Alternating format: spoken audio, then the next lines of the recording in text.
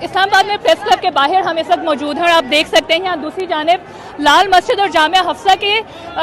जो आज औरत मार्च के लोग हैं वो यहाँ पर आए हुए थे और एन उस वक्त पर जब यहाँ से खवातीन का मार्च स्टार्ट हुआ और उन्होंने डी चौक की जानिब जाने की कोशिश की तो दूसरी जानिब से वहाँ से लाठियाँ फेंकी गई, पत्थर फेंके गए। आप देख सकते हैं ये पत्थर नीचे पड़े हुए हैं और पुलिस जो है वो यहाँ पे पहुंची है। यहाँ से तड़पाल जो है वो तोड़ने के बाद आप अभी भी देख सकते हैं जूते, डंडे और पत्थर फेंके जा रहे हैं।